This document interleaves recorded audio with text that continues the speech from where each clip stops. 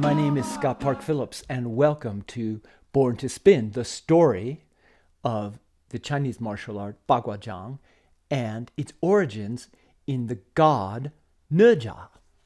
This symbol you see right here is the Bagua symbol. It means 8 trigrams.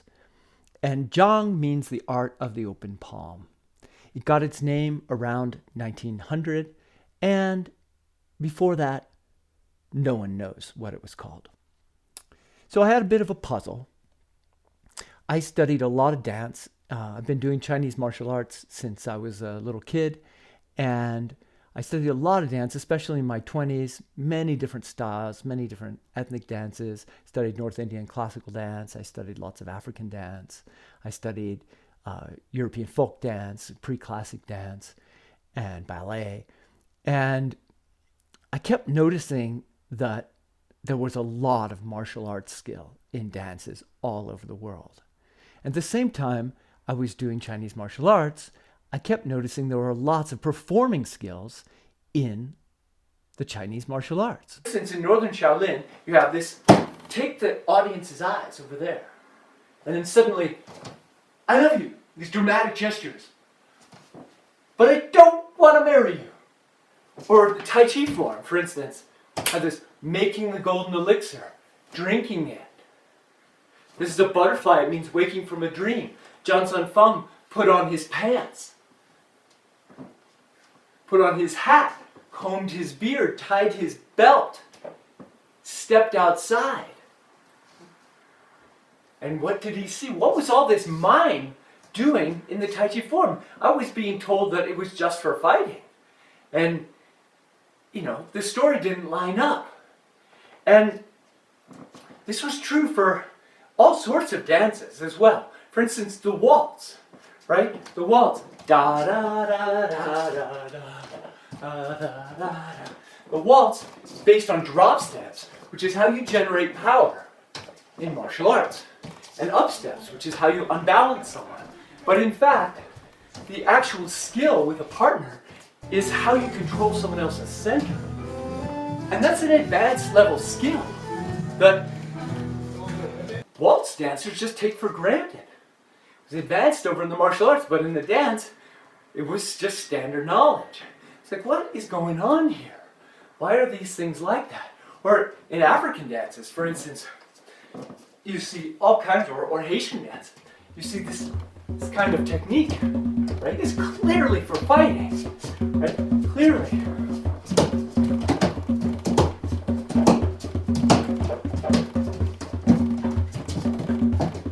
See that elbow technique, right? It's a fighting technique, right? In the Chinese martial arts, this flowing elbow is an advanced skill, but it's completely taken for granted in African dance. So what was going on here? And I noticed that Bagua Zhang had a particular affinity with Kathak, North Indian classical dance, and that there are these moves in Kathak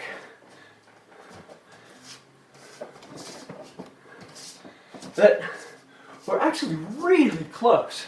The basic body pattern, footwork was different, but the basic pattern of the body movement was actually the same, which was really strange.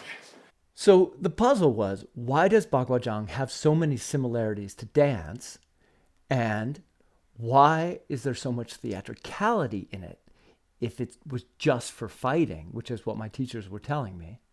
Was there a story in there somewhere? I wanted to find the origins, and origins always come from milieux. They don't come from individual people, not complex things. Complex things are created by people, with whole groups of people with purpose and over time. And Bagua Zhang is an extremely elaborate, complex art form. So I was looking for a milieu where all these things would fit together into a single aesthetic, because Bagua Zhang is a highly specific aesthetic. And the fact that the aesthetic had similarities to Indian classical dance was a really interesting puzzle. Jamunaki tatapara nachitaka naya tat tat teya pajeta paela chu cha na na na na na na. Ah, dee da da ah, dee da da da, dee da da da da.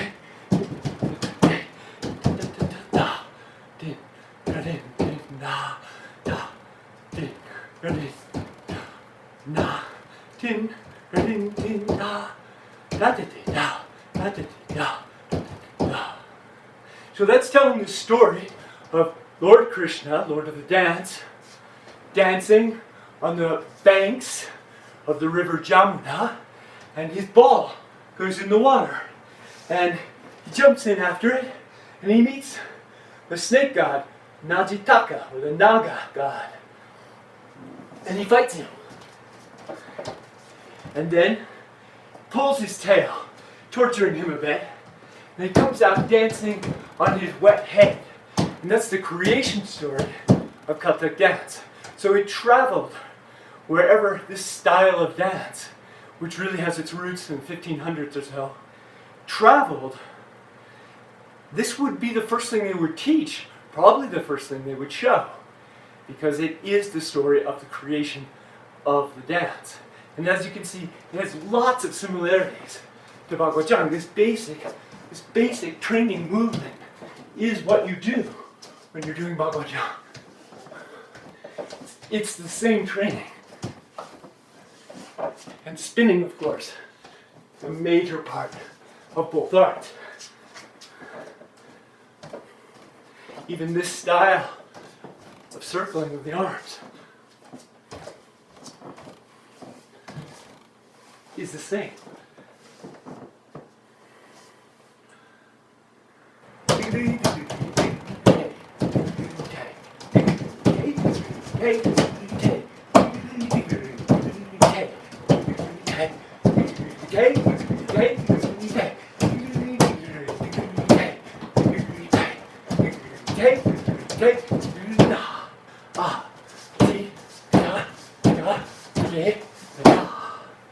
When you want to show a many-armed creature like Nezha, after he gets his lotus body, Kathak, you do this. You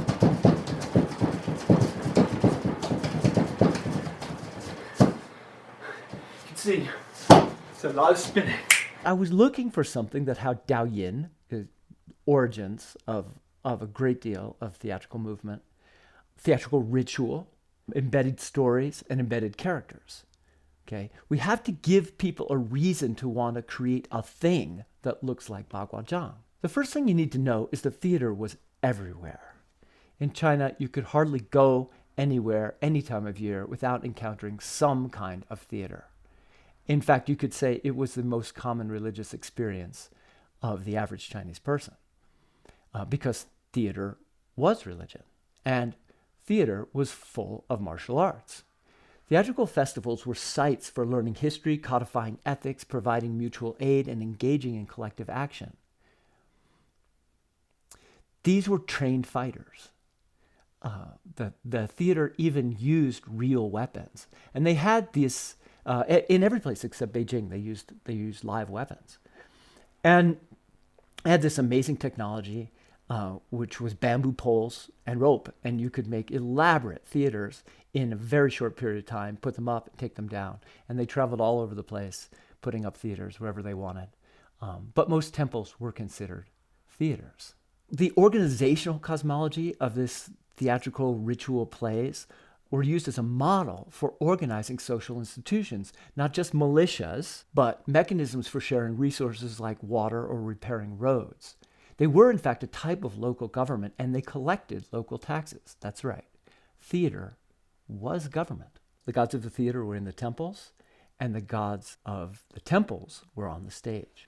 And this practice went right up until the early part of the 20th century. So I had Bagwajang, and it seemed like it must have a story there. There must be something. There's all this mime there. There's all this highly aesthetic movement. There must be a story that goes with it. But I was separated from the story, and I could tell that. So the question was, what was the obstacle? And the answer is the obstacle was the Boxer Uprising. The Boxer Uprising was, in fact, a milieu. that used theater or opera, martial skills, and religion all mixed together. And that was the norm for Chinese culture at the time. The Boxers were a group of desperate peasants who set out to kill all Chinese Christians and expel foreigners from the country.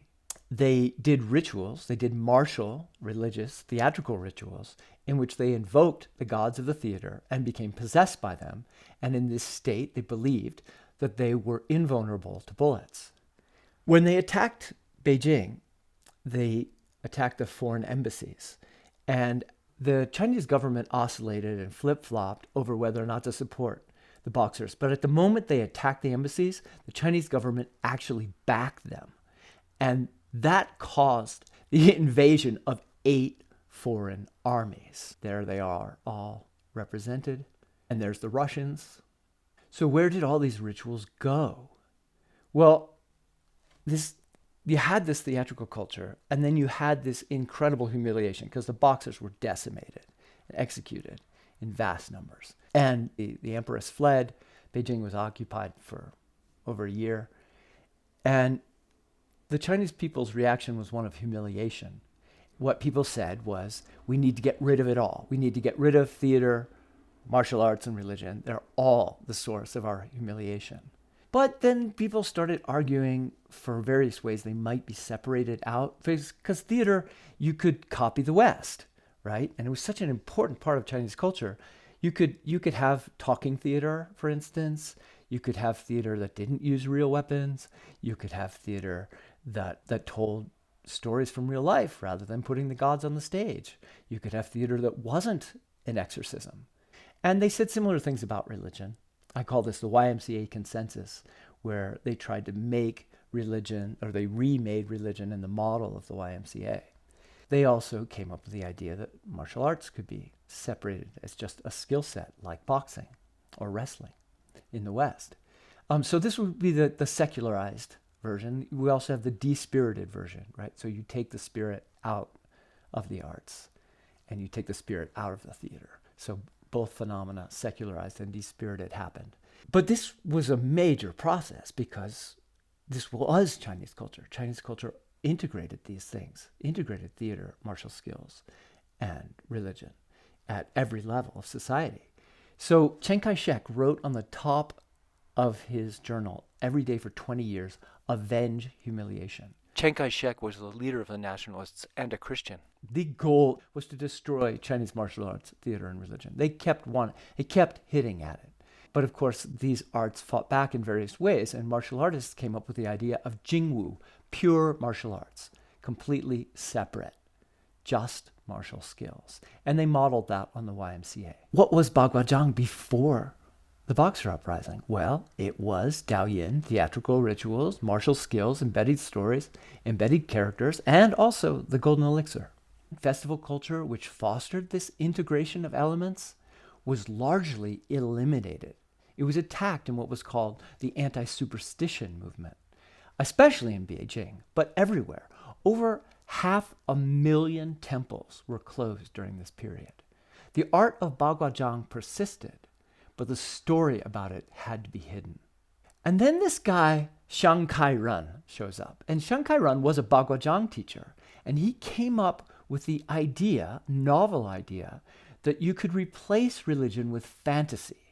And that way, you could actually keep theater and martial skills kind of blended.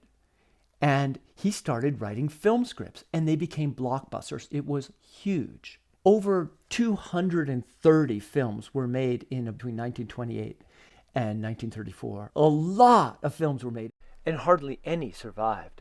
I'm just talking about martial arts films, or kung fu movies, or fantasy martial arts movies. And then they were banned, completely banned by the Chinese government, and the filmmakers all fled to Hong Kong, which was, of course, outside the reach of the Chinese government at the time. And that's why we have Jackie Chan and Bruce Lee. They were able to escape the Chinese government and continue this vision of Shang Kai-run.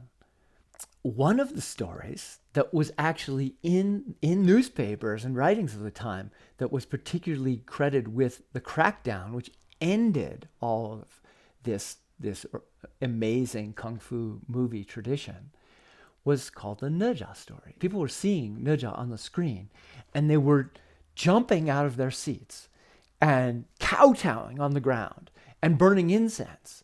And people were like, the writers were like, well, we just closed all these temples, 500,000 temples. And people are just turning the movie theaters into temples. And people are running off to Mount Wudong to study Kung Fu and Taoism because they're so inspired by these films. We've got to stop them. We've got to shut down these films. They are the cause of our humiliation. So now I'm going to tell the story of Nezha. Nezha was the third son of Li Jing, a general famous for his golden elixir practices. His mother was pregnant with him for 3 years.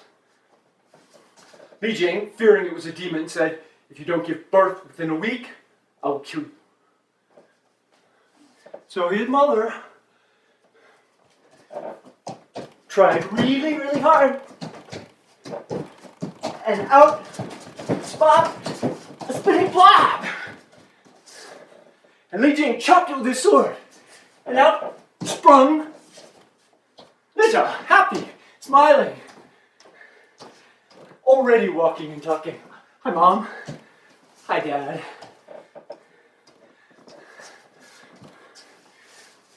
Li Jing was extremely suspicious, fearing he was probably a demon.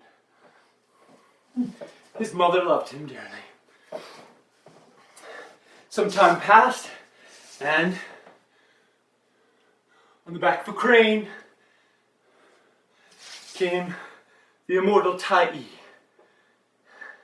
and said to Nezha, "I am your true spiritual father.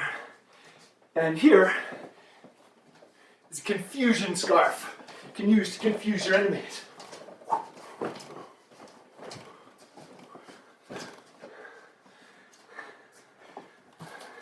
And here is a thunder ring. It's like a boomerang. You can throw it. It comes back to you.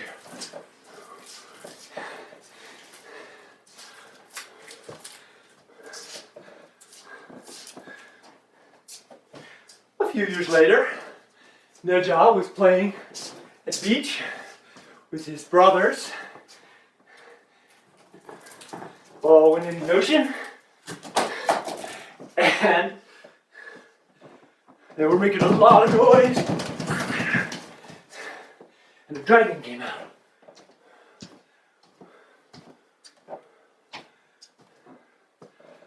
And snatched one of Nezha's brothers into the ocean.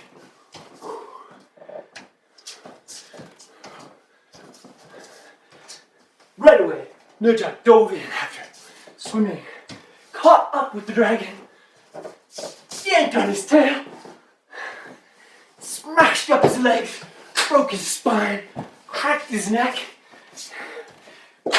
killed him, and then ripped out his intestines to use as a belt as a gift for his father. He then continued down, down, down, down, down, down, down to the palace of the Dragon Kings. And there he met shrimp soldiers, and he defeated them. And he met crab generals, and he defeated them. And then he went to the Dragon King and roughed him up a bit, and peeled off a couple of his scales, just as a mild torture, and then, satisfied with himself, went home. When he got there, Li Jing and his mother were being held captive by 5 Dragon Kings. Nezha was shocked. The Dragon King said, "If you don't give us Nezha, we will send thunder and lightning and rain, and then floods, and we will kill everyone here, the whole region."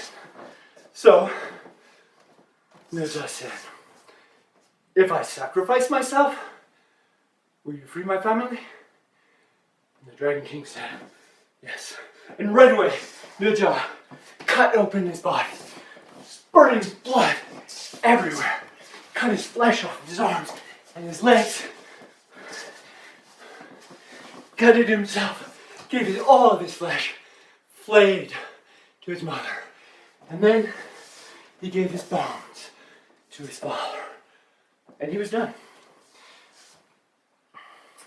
A week later, while his mother was sleeping, Nezha came, disembodied Nezha, and said, build me a temple. So, his mother did, several miles away, built him a temple, put a statue of Nezha in the temple as a seat for his spirit. Then, Li Jing heard about it, because it had become very popular with the locals. They were burning incense and praying. They were very happy. But Li Jing, being sure now that Nezha was a demon, went and smashed the temple and smashed the statue. And Nezha was really angry. But he was disembodied. So, Tai on his crane came down from heaven and gave him a new body made out of lotus flowers.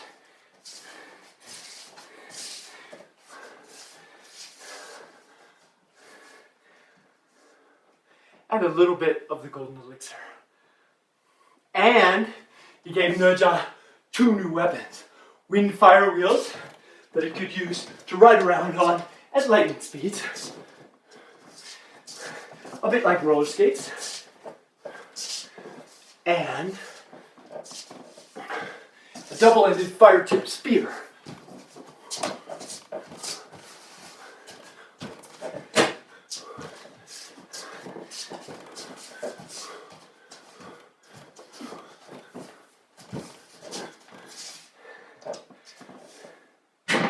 And Nezha right away went to try and kill his father. And his father barely escaped. And Nezha again chased him. And his father barely escaped. And then, many times. And then another immortal came down from the skies. Put a pagoda on top of Nezha, freezing him. So he could not move for a very long time, frozen in meditation. And he removed the pagoda, and right away, Nezha went to try and kill his father, and his father barely escaped. So they put the pagoda on again. This time, they burned him with Zouhua, true fire. Burning, burning, burning, burning, burning. All of his karma away, all of his anger. And they released it, and right away, Nezha went to try and kill his father, and his father barely escaped. So they put him in again. It took several roastings. Finally, Nezha made peace with his father. But Li Jing, always suspicious, kept the pagoda in case Nezha needed another time out. Nezha went on to be the greatest fighter in all of China. So as you can see, this is Chinese opera version of Nezha. Nezha loves to spin. Baguazhang, of course, is the one martial art in China that heavily emphasizes spinning. And also in Indian dance, Kathak heavily emphasizes spinning, as I'll show you in a moment.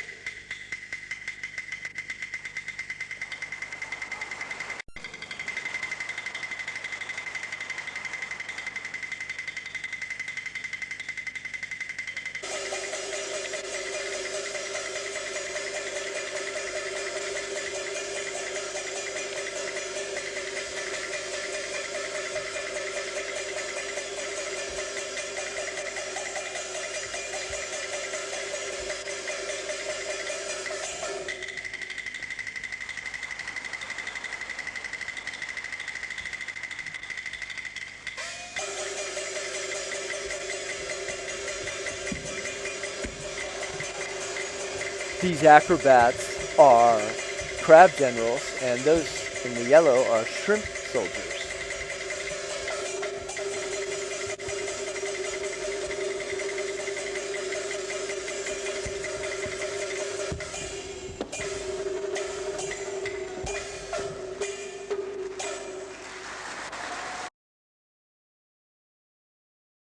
Kathak is also called Natwari Nritya, which means the dance of Lord Krishna.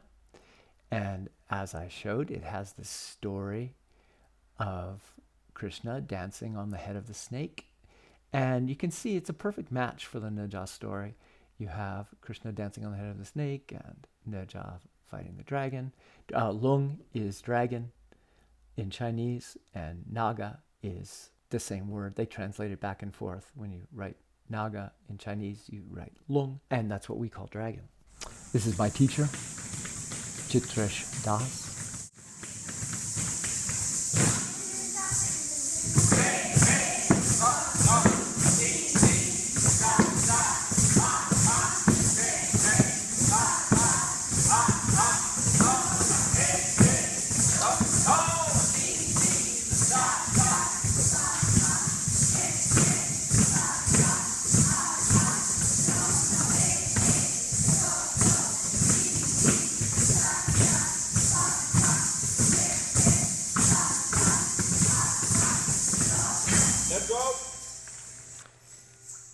As you can see, spinning is extremely important in Kathak, as it is the dance of Lord Krishna.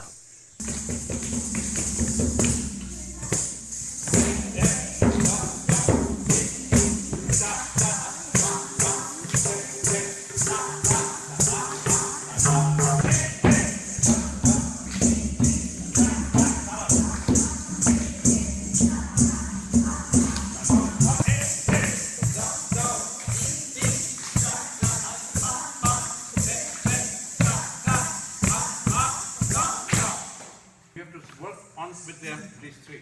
Okay. You over there. Very fast. I'm not pushing you, but this is the way.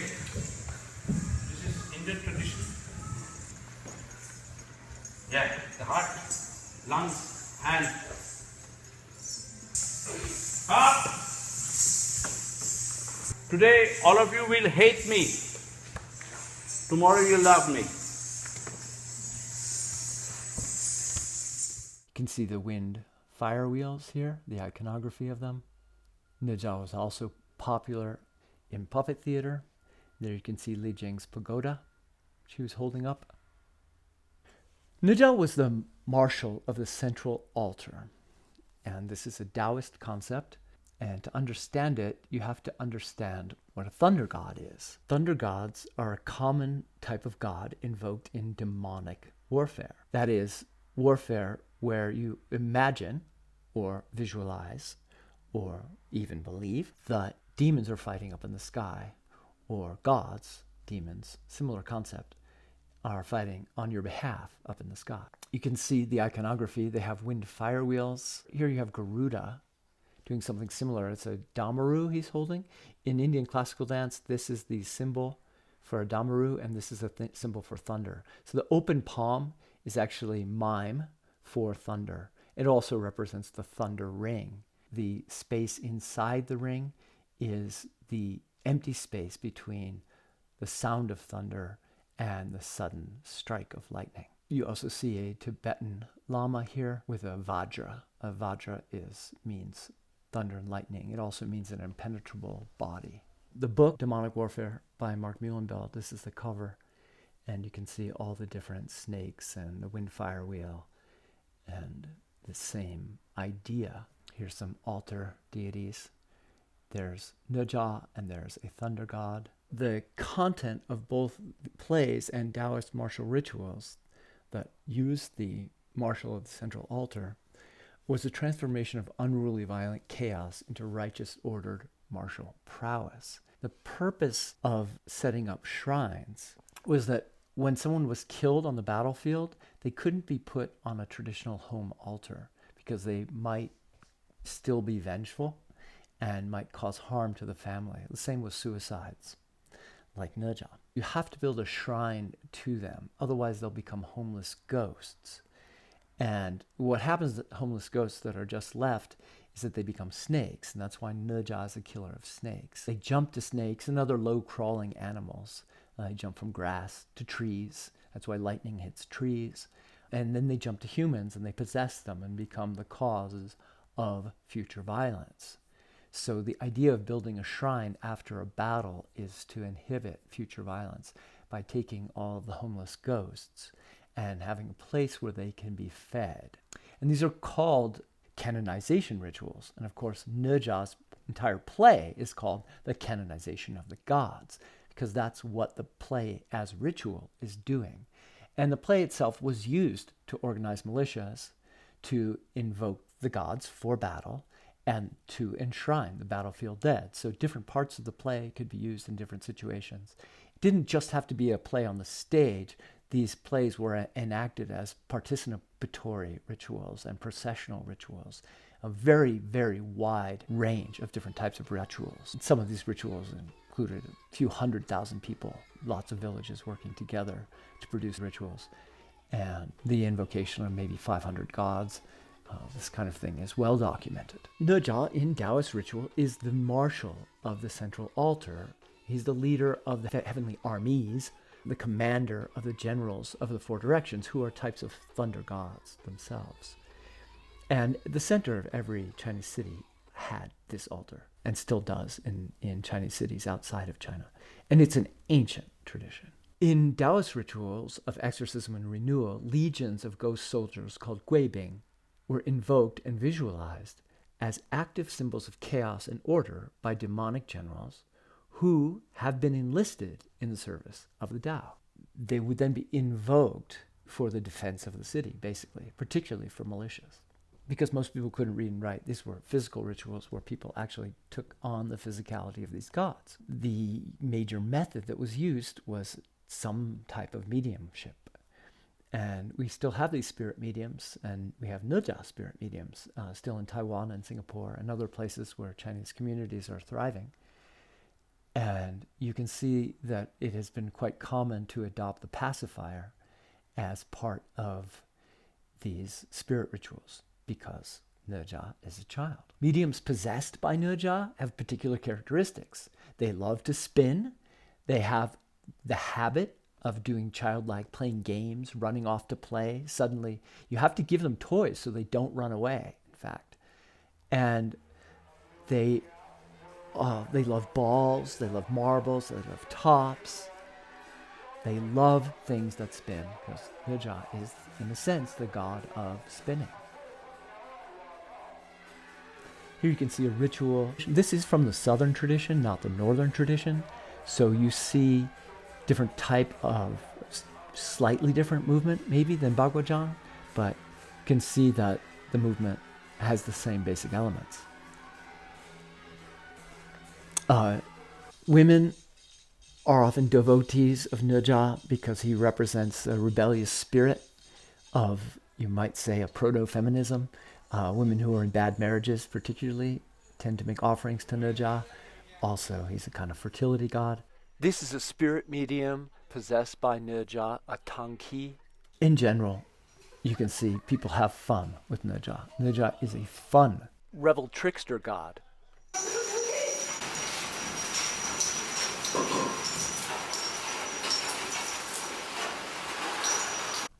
So caravan guards. This picture here is of the chests that caravan guards used to carry valuables around. And caravan guards were highly trained martial artists. Nezha is, in fact, the god of caravan guards. He's the patron saint, you might say. And caravan guards all had altars to Nezha and did rituals for Nezha and invoked Nezha in these rituals. And you can see it's pretty interesting that the wheel that these caravan guards used to carry around treasure is reminiscent of a karma resolving wind fire wheel.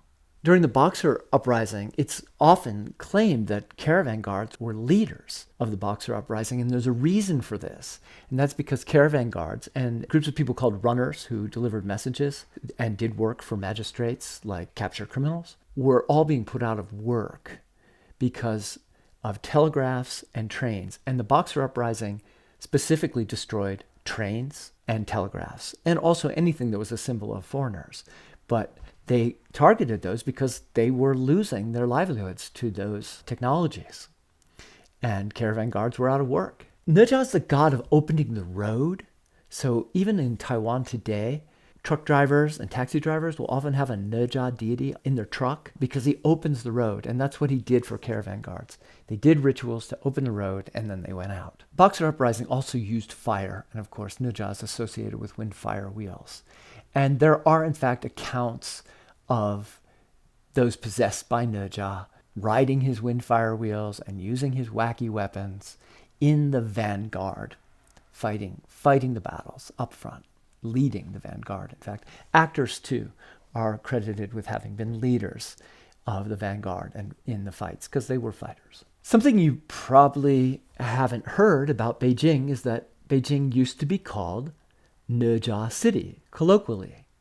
And the reason for that is that city of Beijing was built on a map of Nezha's body. So you could actually say to somebody, hey, I'll meet you over at Nezha's ring. And then they'd say, no, let's meet at his liver and then we'll go together to Nezha's foot. It was just a common way of describing how people got around. But it was also kind of like a mandala. The city was his body. And in fact, the architect of the city of Beijing, Luo Baowen, was also widely credited as the author of Feng Shen Yan Yi, Nezha's epic. He's still invoked as a deity for spirit writing today. So Nezha was the guardian of Beijing, and he failed to protect the city during the Boxer Uprising. That's why Nezha, the story of Nezha, was particularly targeted, and Baguazhang had a really strong reason to hide its origins. What about those weird weapons? Well, as you can see, this giant sword makes the person holding it look like a child. It's a classic theatrical trope. You use a very large weapon and it makes the person look small, just like Nezha. Baguazhang also uses a double-ended spear. The double-ended spear is very common in opera, particularly for women warriors. Of course, they were played by men who played women, martial artists, and there were lots of stories of great female martial artists in the theater. They were in fact played by men, but boyish men. And the Nezha role was usually played by one of these styles of actors. In Baguazhang, it's often called the two-headed snake. Remember, Nezha kills snakes and dragons. And there's no other martial art that uses a double-ended spear in any significant way.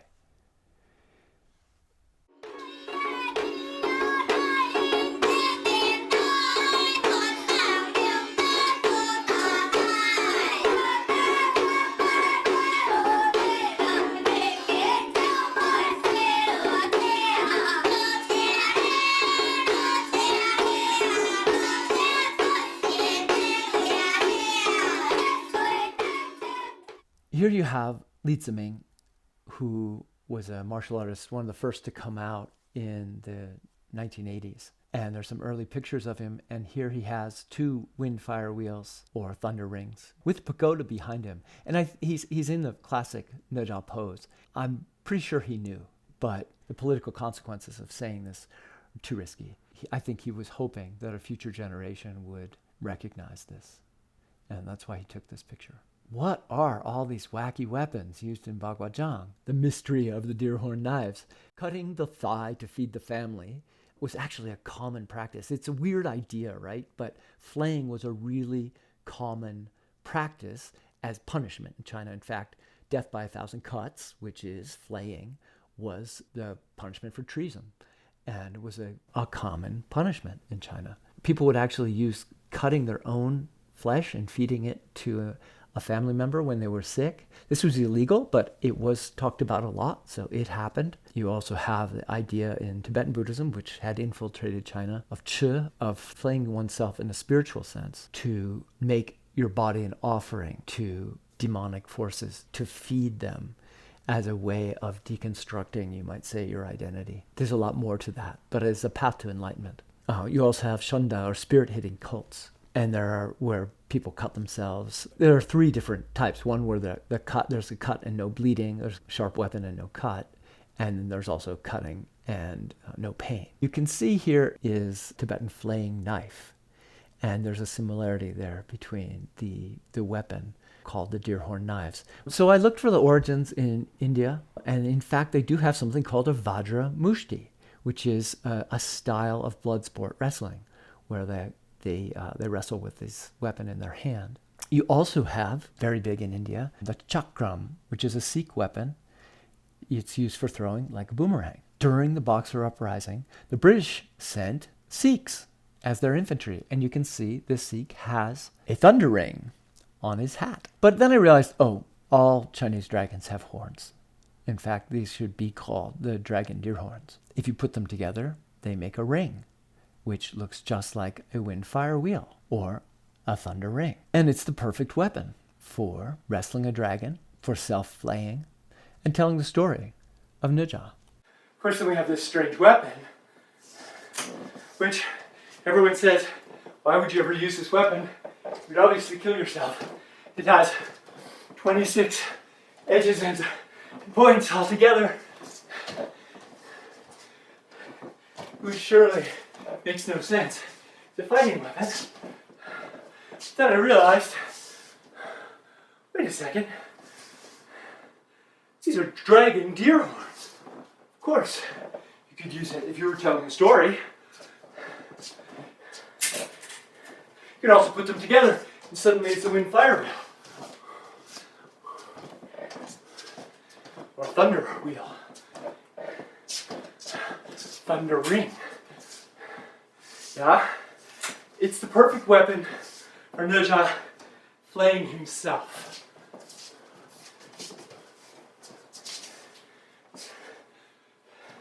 Splattering his guts all over and giving them all to his mother.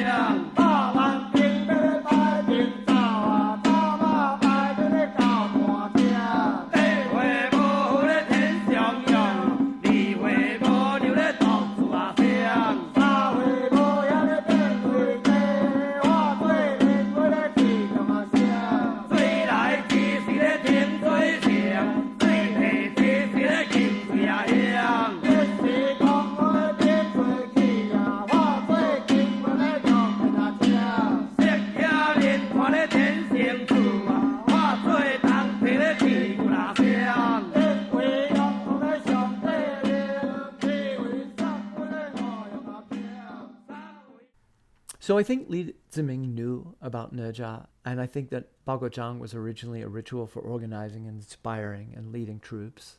It was a temple performance, a ritual expertise, an improvisational fighting, spirit medium type practice. It had influence from India, particularly in the performance realm, and it's a narrative dance. But was it Taoist in 1880? If you look here at Taoist vestments, you'll see at the bottom dragons, and all around dragons flying in the sky. You also see the bagua itself. And then in the center, you see the mountains of the 5 directions, which also represent the armies of the 5 directions, and were used as talismans, and people would write them on their bodies to stop weapons from penetrating. And then if you look in the center, you see a pagoda. And the pagoda represents all the gods ranked into 9 heavens. But the average person who knew the Nezha story by heart from watching theater, and by the way, this was an extremely popular play and was a favorite of the Dowager Empress. Everyone knew it. Absolutely everyone knew the story. If they looked at that, they might think, I wonder if Nezha is in there meditating, practicing the golden elixir. So Taoist ritual content in Baguazhang, here you have the symbol, a Chinese character for a well, which is with a spiral around it, was used for capturing demons. And you put them in a jar. It's a Taoist exorcism ritual. We have this magic square idea. So you can step, if you imagine a grid on the ground, you can step on the grid, training yourself where the spots are, and all sorts of interesting patterns. It's kind of like a tic-tac-toe board. It's the character Jin, which means a well. You put the demon in there, and then you make a spiral around it to trap the demon. Of course, the Nezha story has probably 100 demon trapping stories in it. Iconographically, it's a perfect match. We also have the idea of Ni Xing. So, Ni Xing is walking backwards inside of walking forwards. The journey that goes nowhere. It's a key Taoist idea, key Taoist practice. And the way I was taught, in fact, when you're walking forward in Baguazhang, you actually have, your mind is also walking backwards. So you reversed all the muscles when you walk forwards. You have backwards inside of forwards. This also embodies the Taoist notion of Wu Wei, doing nothing, in which the Taoist priest circumambulates the altar, simulating surveying the 9 kingdoms and taking a reverse journey back to the source, going somewhere without going anywhere. You also have the idea of Houtian, which is straight line fighting and very technical.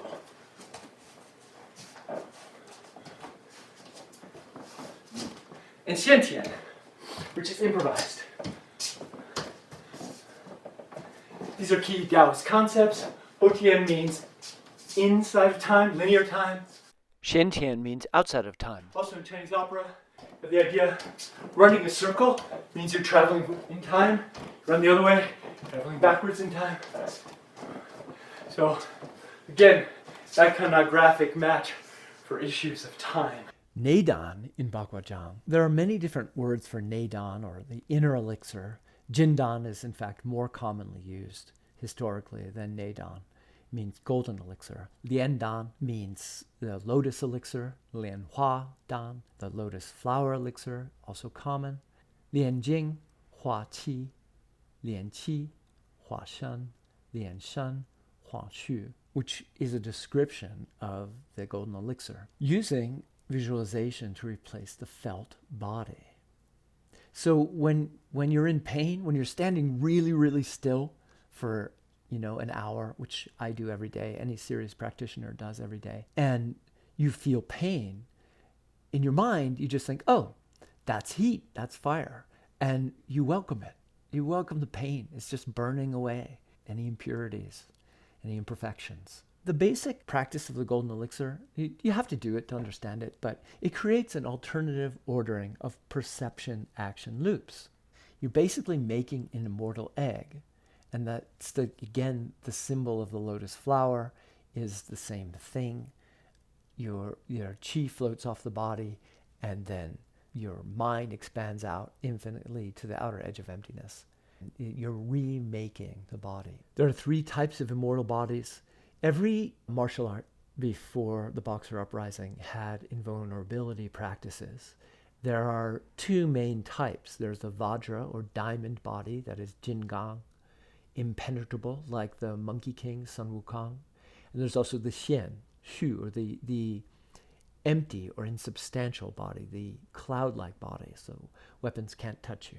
But I would suggest here there's another type, the lotus body, which is indestructible or self-recreating. It's a mix of the Buddhist and Taoist images here of invulnerability. One thing everyone should know about Chinese martial arts and what the word internal means is that martial prowess is conferred in the theater by the practice of the golden elixir. Nezha's father, in fact, was a practitioner of Jindan, and that's why he's known, it tells you he's a great martial artist.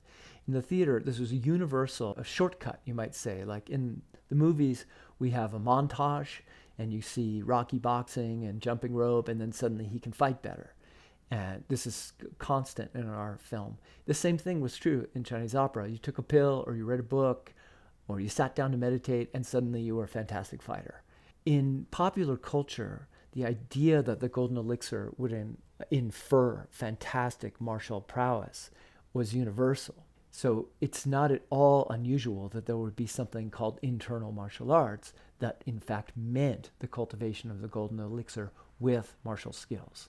And it's surprising at all that it would involve theatrical skills, because that's would be where everyone learned this basic fact about culture. In closing, this is a song sung by children telling the epic of Nezha. Thanks for listening.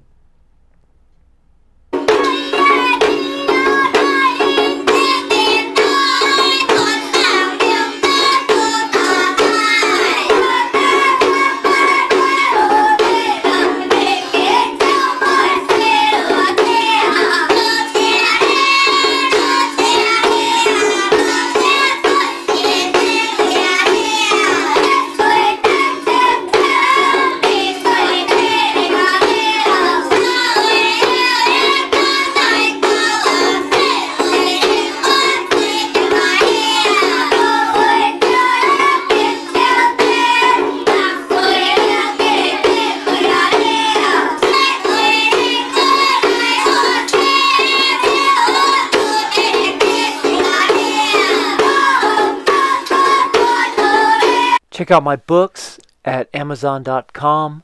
I have a new audiobook out. You can subscribe to this YouTube channel. You can find me at NorthstarMartialArts.com. And I have a Substack at Scott Park Phillips at Substack.com. And check out my workshops too. I teach around the world.